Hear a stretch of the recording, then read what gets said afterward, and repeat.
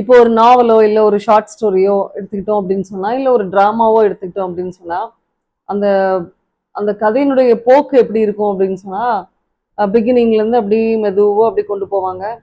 கிளைமேக்ஸை நோக்கி, அதாவது அந்த கன்க்ளூஷனை நோக்கி அது போறப்ப அதனுடைய எல்லா ஆக்டிவிட்டீஸ் எல்லாமே ஒன்று சேர்ந்து, அதாவது ஒரு அசெண்டிங் ஆர்டர்ல போகும், டிசெண்டிங் ஆர்டர்ல போகாது. ஈவெண்ட்ஸ் எல்லாமே வந்து ஒரு அசெண்டிங் ஆர்டர்ல போய் லாஸ்ட்ல கிளைமேக்ஸ்ல போய் கன்வெர்ஜ் ஆகும். ஸோ கிளைமேக்ஸ் அப்படின்னு சொல்லி ஒரு ஃபிகர் ஆஃப் ஸ்பீச் இருக்கு. எப்படி அப்படின்னு சொன்னா, சிலர் வந்து ஒரு சென்டென்ஸ் சொல்லுவாங்க. அந்த ஒரு சென்டென்ஸ் இல்ல ஒரு சீக்வென்ஸ் ஆஃப் சென்டென்சஸ், இது வந்து கிளைமேக்ஸ் மாதிரி. இந்த சென்டென்ஸ் இல்ல சென்டென்சஸ் வந்து ஒரு ஃபைனாலிட்டிக்கு நம்மளை வந்து அது எடுத்துட்டு போகும். Usage of such sentences is call climax in English. He came, he saw, he conquered அப்படின்னு சொல்லிட்டு. அதே மாதிரி ஜார்ஜ் பெர்னார்ட் ஷா ஒரு ஸ்டேட்மெண்ட் சொல்லுவார், எனக்கு ரொம்ப பிடிச்சது. They say, they will say, let them say. So இது எல்லாமே வந்து கிளைமேக்ஸ். இந்த ரெண்டு சீக்வன்ஸ் ஆஃப் சென்டென்சஸும், அதாவது த sentences which come one after the other, ஒரு ஆர்டர்ல அந்த சென்டென்சஸ் வருது. he came, he saw, he conquered. இது first set. Next they say, they will say, let them say.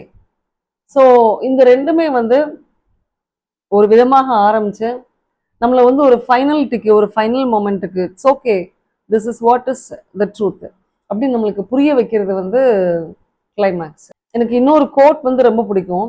இந்த கோட்டும் கூட actually it is bit long. I feel it also can be considered climax.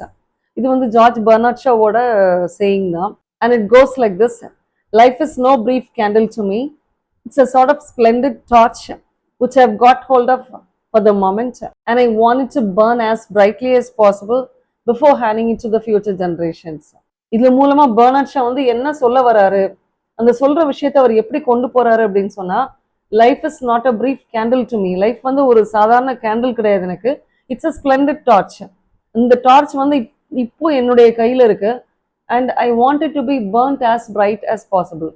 இது வந்து நான் வந்து நல்ல பிரைட்டா, நான் உயிரோட வாழ்ற வரைக்கும் I want it to be burnt brightly before I hand it to the future generations. நான் எதிர்கால சந்ததியருக்கு இதை கொடுக்கறதுக்கு முன்னாடி I want it to be burnt as brightly as possible அப்படின்னு சொல்றாரு. It's really so excellent, and I feel that this would suit the teachers.